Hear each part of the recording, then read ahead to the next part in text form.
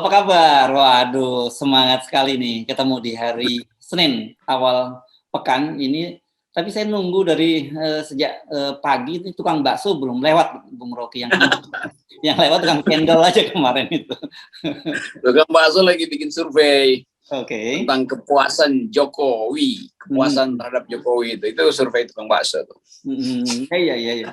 Agak aneh dalam situasi hari begini ya. Kemudian tiba-tiba muncul survei kepuasan Jokowi 70% ketika semua saya kira semua sektor menunjukkan bahwa nggak usah disurvei, orang sudah tahu, orang antri minyak goreng masih terus berlanjut di mana-mana dan videonya viral di mana-mana, dan mulai hari ini para pengrajin tempe mulai mogok 3 hari. Nah, jadi kelihatannya tempenya lagi berpikir, ngapain gue bikin tempe kalau nggak ada minyak goreng? Kelihatannya begitu kali ya,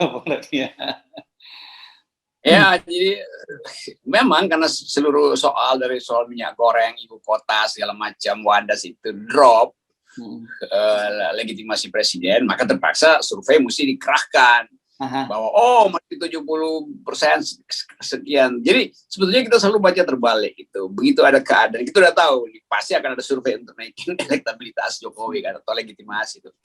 Tapi ekonomi kan nggak bisa didikte tuh. Bahwa tukang tempe itu yang paling real. Dia merasa bahwa yang ngapain kok supply tempe ke warteg kalau untungnya nggak ada, dan bukan untungnya nggak ada, minyaknya aja nggak ada. Tapi kemudian Lutfi bilang, Menteri Perdagangan, itu gara-gara babi di Cina itu dikasih makan kedelai. Logika begini yang ngaco. Tukang tempe apa urusannya dengan babi di sana? Oh, dia masih punya kedelai, tapi karena minyaknya nggak ada, ya udah dia mogok. Ini sebetulnya kita lagi lihat semua segmen masyarakat kecil akhirnya mengerti bahwa kebijakan yang kacau menyebabkan penderitaan. Buruh masih akan terus mogok untuk tagih JHT. Jadi ada sejarah yang sedang ditulis oleh rakyat kecil tuh. Sejarah tentang penderitaan dan sejarah tentang perlawanan. Pada akhirnya kan perlawanan tukang tempe itu langsung berhadapan dengan tukang cendol dan tukang bakso. Iya. Dan anehnya itu ternyata ide 3 periode itu, sekali lagi kita mesti ingatkan pada para viewer kita, itu jangan itu udah selesai ya. Ternyata mereka masih bergerilya ini kan. Kemarin yang kita tampilkan tukang cendol, kemudian sekarang tukang tukang survei bikin survei soal kepuasan publik ini kan pasti urusannya ke situ-situ nggak jauh-jauh. Saya selalu punya kecurigaan bahwa di dalam kabinet ada satu segmen yang beroperasi untuk memantau potensi pembalikan situasi itu.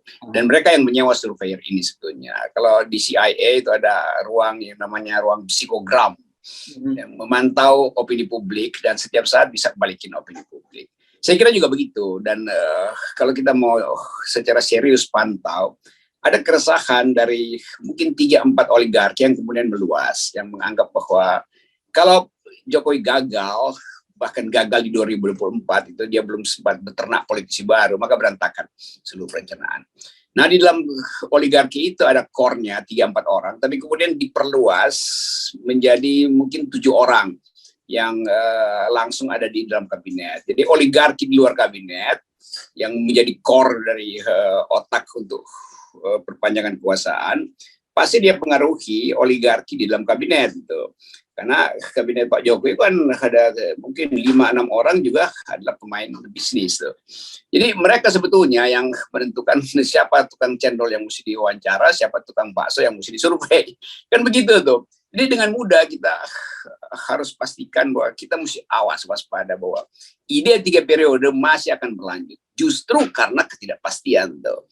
Jadi KPU udah dipilih segala macam dan orang anggap wah ya apa KPU mau bikin apa gitu kan. Nah, apalagi buruh tetap ngotot untuk melakukan perubahan politik secara drastis. Jadi ini adalah duel sebetulnya antara kepentingan yang biasa dalam teori disebut kepentingan autokrasi, yaitu geng yang ada di kekuasaan, isinya oligarki dan partai-partai, dan kepentingan people power sebetulnya. Nah, ini sebetulnya yang disebut sebagai the power of the powerless. Tukang tempe itu tidak punya kuasa, tapi dia mampu untuk memberi sinyal buat dia ada di dalam keadaan marah terhadap ekonomi itu. Buruh jelas punya kekuasaan dan lagi berhitung bagaimana agar supaya isu buruh itu bisa berubah menjadi isu keadilan sosial. Demikian juga para akademisi yang terbaca melalui apa yang disebut petisi online, kan macam-macam isu melalui petisi online itu digagas oleh kalangan kampus. Jadi kita akan lihat satu waktu semacam persenyawaan antara buruh, kalangan kampus, dan rakyat pengusaha UMKM yang kecil-kecil ini yang terpukul habis itu, yang dari 2 tahun lalu sebetulnya udah kolaps, tapi survei bilang enggak, mereka masih bertahan. Tapi kalau kita datang ke sentra-sentra UMKM itu betul-betul teriakan penderitaan. Dan sebenarnya tanpa melakukan survei pun sebenarnya kita sudah tahu apa yang terjadi kan. Iyalah, itu di depan mata kita lihat bagaimana antri minyak goreng itu bisa 500 meter dan cuma boleh dapat 1. Di seluruh daerah sekarang itu terjadi. Sementara tukang bakso bilang bahwa enggak, Jokowi masih 75%. Itu ngaco itu kan. Jadi cara menipu pun itu udah kasar. Karena amplopnya udah diterima duluan dan itu artinya satu paket itu. Dan para tukang bakso ini, maaf Pak tukang bakso ya, bukan Anda yang kami maksud, tapi mereka yang berlagak jadi tukang bakso buat ngintip upaya untuk membalikkan isu-isu politik. Jadi mereka ini surveyor-surveyor yang memang nggak punya tanggung jawab sosial, karena dia buta huruf terhadap keadaan yang dilihat setiap hari kan. Jadi itu intinya. Jadi kita mesti siap-siap juga, nanti 2 minggu sekali bakal ada survei yang mengeluh-elukan Jokowi dengan memanipulasi suara tukang bakso dan tukang cendol untuk ide 3 periode. Saya kira itu baseline sekarang tuh. Dan saya kira ini kan kita bolak-balik juga mengingatkan teman-teman kalangan media. Ini mestinya teman-teman media itu juga jangan seperti macam vacuum cleaner saja gitu ya. Setiap kali ada berita, ada publikasi soal survei langsung dipublikasikan tanpa memberikan catatan-catatan kritis gitu. Karena pada saat yang bersamaan mereka memberikan fakta-fakta tentang kelangkaan minyak goreng, kelangkaan tempe dan tahu. Tapi masa pada saat yang bersamaan mereka bisa menyiarkan itu tanpa catatan kritis sama sekali? Ya itu betul, catatan kritis itu yang membedakan apa yang disebut membaca berita between the line dengan cover both side. Jadi nggak bisa oh ini kan cover both side, memang ada antrian tapi ini juga ada naiknya legitimasi 70%. Loh, itu bukan cover both side, justru jurnalis mesti kritis. Kenapa di era ada antrian krisis pangan, tiba-tiba Jokowi kok naik? Nah itu yang mesti diulas oleh pers, oleh redaksi kan. Dia beritakan itu dalam rangka mengulas bahwa ada yang nggak benar. Yang nggak benar siapa? Yang nggak benar adalah mak-mak. Nggak mungkin mak-mak itu jalan 9 jam real kok. Yang nggak benar pasti surveyornya kan. Kan nggak tahu datanya dari mana. Jadi itu yang kita inginkan supaya pers balik pada akal sehat publik tuh. Jangan sekedar ini kan cover both side. Jadi kita beritain juga bahwa Jokowi nah iya lu artinya memihak pada surveyor karena lu nggak mau riset kenapa survei itu bertentangan dengan fakta kan. Mestinya kecerdasan itu yang ada di teman-teman jurnalis. Tapi sering kali kita lihat jurnalisme sekarang kan jurnalisme siksa gitu. Ya. Dan sangat mungkin juga jurnalisme itu bagian dari amplop si survei. Jadi survei itu menggaji jurnalis di media-media konvensional untuk memberitakan kedunguan-kedunguan kebijakan.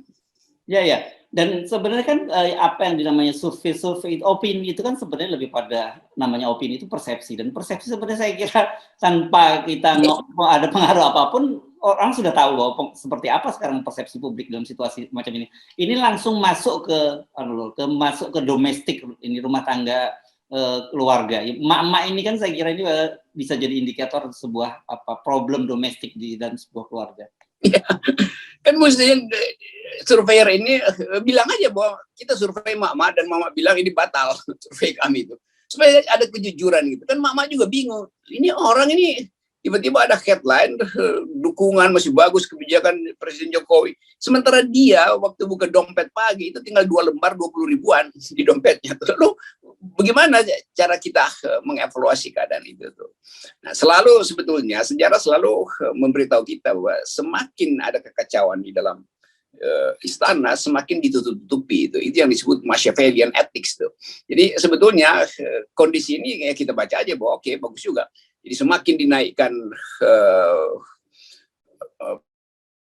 puja-puji, semakin orang tahu bahwa sang raja sebetulnya telanjang.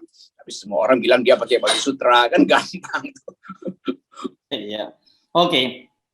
Nah, itu saya kira catatan kita hari ini, kita tinggal menunggu lagi di sektor apa. Yang jelas minyak goreng sampai ini menunjukkan betapa sebenarnya pemerintah tidak berdaya, karena apapun gitu, janji-janji presiden, apapun langkah-langkah presiden termasuk melakukan operasi pasar, tapi realitasnya orang masih antri. Dan sekarang ditambah problem lagi dengan kedelai dan tempe dan tahu. Kita tidak tahu setelah itu apa lagi yang akan muncul. Pasti dia berlanjut, dan soal kedelai kan ini kan berulang terus dari bertahun-tahun, selalu ada problem yang sama. Tapi kemudian dicarikan alasan yang macam-macam gitu, alasan yang nggak relevan. Ada peternakan babi yang mengkonsumsi kedelai itu. Ya boleh aja itu dalam upaya untuk melihat trade off. Tapi yang ditangkap oleh publik adalah hak orang untuk makan di warteg itu dibatalkan oleh negara itu, dan negara lebih ingin agar supaya orang nanti tunggu makan sama-sama aja di 2024 di ibu kota yang baru tuh.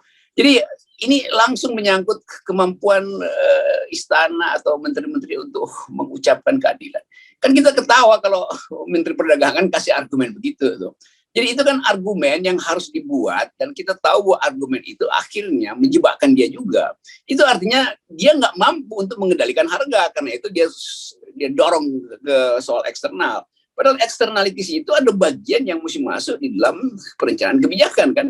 Kan itu intinya tuh. Jadi nanti kalau logikanya kita terusin, udah kita siap-siap nggak makan tempe lagi, karena babi itu akan beranak tiap 2 menit. Nah, tapi soal tempe dan tahu ini di Indonesia jangan dianggap soal yang sederhana, karena saya kira ini adalah salah satu salah satu makanan protein yang mampu dijangkau oleh rakyat kita gitu. Jadi kalau ketika kemudian makanan-makanan yang bergizi itu tidak lagi mampu dijangkau oleh rakyat kita, itu dampaknya panjang sekali, Bung Rocky. Ya itu yang mau kita terangkan, bahwa kalau saudara Menteri Perdagangan punya argumen bahwa seolah-olah karena produksi babi itu lebih penting, itu artinya dia mau bilang ya nggak penting orang Indonesia makan tempe itu. Jadi gantiannya mau ganti apa? Padahal tempe itu adalah sumber protein alternatif tuh, karena harga daging dia nggak bisa konsumsi. Jadi kalau proteinnya nggak bisa dikonsumsi oleh rakyat, jangan berharap ada bonus demografi kan. Kan setiap kali otak kita itu kekurangan protein, maka IQ manusia itu akan drop 10-25% dalam pertumbuhan formative years tuh. Itu studi yang udah jelas tuh. Jadi seolah-olah hanya karena soal babi di Cina itu yang makan kedelai, lalu kita harus terima fakta itu. Padahal faktanya adalah kehilangan kedelai dan tempe di warteg itu mengakibatkan anak-anak yang stunting sekarang yang 10 juta akan bertambah. Jadi jalan pikiran itu yang ada di kabinet itu. Agak ajaib nih, negara punya kepala tapi kepalanya kosong. Kabinet diisi dengan orang-orang terpelajar, tapi yang mereka pelajari adalah membohongi itu, mengajarkan kebohongan. Kan soal-soal macam itu. Dan itu dicatat oleh batin rakyat hari ini. Bung Rocky, jadi hari ini selain dimulai dengan pemogokan para pengrajin tempe dan tahu, saya kira satu paket ya, itu Presiden katanya juga akan melantik Andi Wijayanto sebagai Gubernur Lemhanas. Kita tahu bahwa Andi Wijayanto dulu pada awal periode Presiden pemerintahan Jokowi yang pertama itu sempat menjadi Mensekap, tapi kemudian digeser ya, karena dianggap oleh kalangan PDIP dia sebagai brutus gitu, yang menghalang-halangi akses PDIP masuk ke kabinet. Nah sekarang dia kembali lagi setelah periode kedua hampir berakhir, dia menjadi Gubernur Lemhanas. Iya, saya tahu itu Andi pintar dan selalu punya ide itu. Tapi soal kita adalah Lemhanas itu sebuah think tank, dan orang anggap bahwa Andi Wijayanto juga diasuh oleh semacam oligarki yang menginginkan ada ide tertentu dimasukkan ke dalam Lemhanas tuh. Tapi kita terpaksa mesti ucapin itu karena publik menganggap bahwa ya koordinasi di istana itu selalu basisnya adalah kedekatan dengan kekuasaan.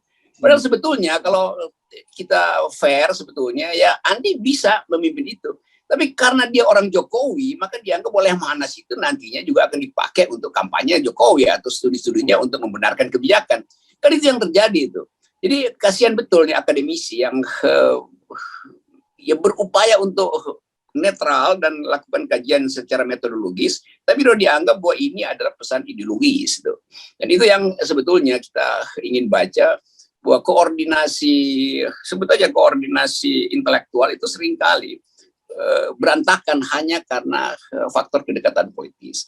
Nah, publik menunggu sebetulnya tuh, sama juga Pak Agus Widjoyo dulu dianggap proksi Pak Luhut segala macam tuh. Tapi karena Pak Agus Widjoyo adalah jenderal yang kontroversial, sehingga orang menganggap bahwa memang Agus Widjoyo karena dia cerdas, maka dia harus ucapkan hal yang kontroversial itu dalam upaya untuk menerangkan hubungan sipil militer misalnya. Nah, kita mau lihat nanti efek pergantian itu terhadap komposisi pikiran yang ada di Lemhanas. Dan kita tahu Lemhanas sekarang juga bisa diikuti oleh siapa aja tuh, bahkan pengusaha bisa masuk Lemhanas untuk dapat akses pada perkoncoan sebetulnya tuh. Ya. Ini banyak orang dulu yang menganggap ya Lemhanas itu adalah persiapan untuk jadi menteri. Kalau sekarang enggak, pengusaha pun ingin masuk Lemhanas supaya punya jaringan di dalamnya dalam usaha akumulasi kapitalnya tuh. Oke. Baik, Bung Rocky, tolong kalau nanti ada tukang bakso lewat, saya diberitahu. Saya cuma mau titip salam saja. Oke, kita sama-sama nanti tukang bakso nyebar kuesioner tuh. 0%. 0%. Oke. Makasih, Bung Rocky. Sip.